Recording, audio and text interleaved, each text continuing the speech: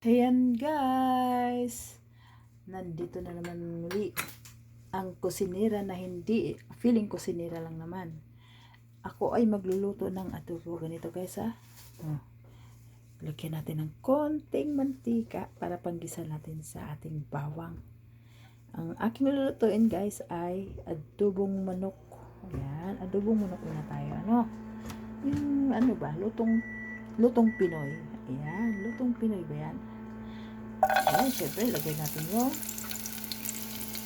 bawang muna yan, guys. Bawang muna. Ayan, unahin natin. Bawang.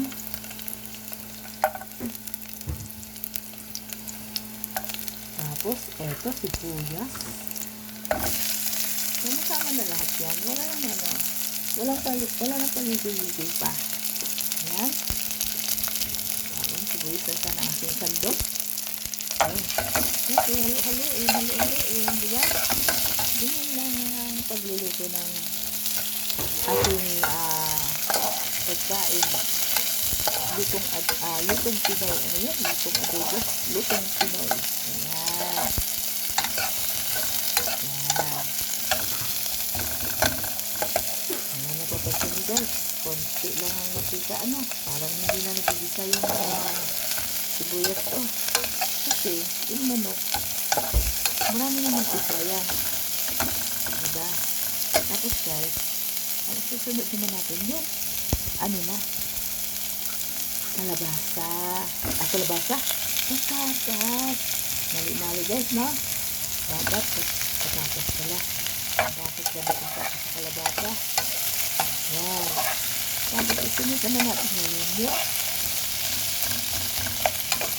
bahagi alam yung pagkain natin sa patatas.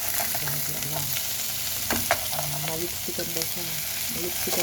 Ang kanyang, katawan ng konting mantika. Hala, yung kanin ko, nasunog na pala. Kain na pala ako ng kanin, pero nag-usap na. Isunod ko naman ngayon guys, yung manok. Ito na manok. Diba, iniisa-isa ka. Pwede namang ibuhos, Buhos na. Ayan. Ayan. Lagay ko na yung ayan. May sauces na tayo guys. Hindi natin alam kung anong klaseng sauces ito. Basta sauces yan, Ayan.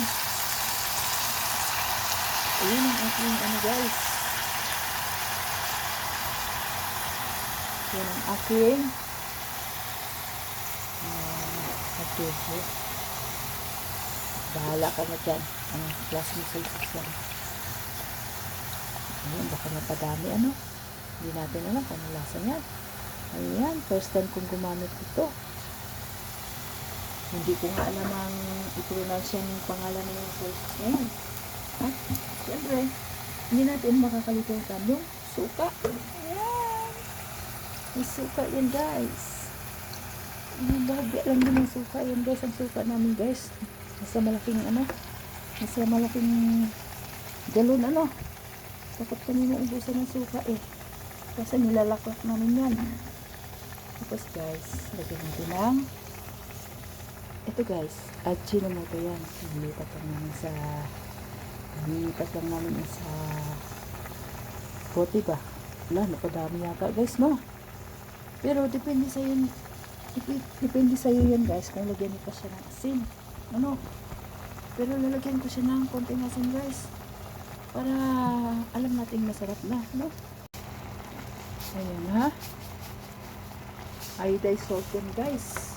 Optional lang yan kung gusto mo lagyan ng asin, Yung iba kasi ayaw ng maalat. Okay lang sa kanila ang soy sauce. At syempre optional din natin ang asukal, konting asukal.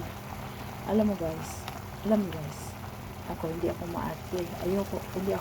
Ayoko nang maraming nilalagyan pa siya ng paminta, laurel. Ayan lang guys, kasimple ng aking gusto sa pagkain. Sabi nga nila, napaka-abnormal ko pagdating sa pagkain, Ayan, that's all for today guys. See you on my next vlog. Ayan, see you on my next video.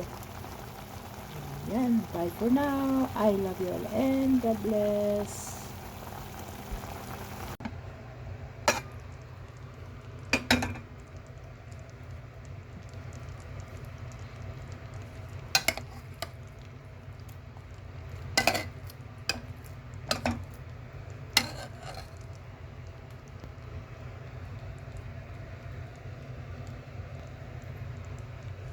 It reviews.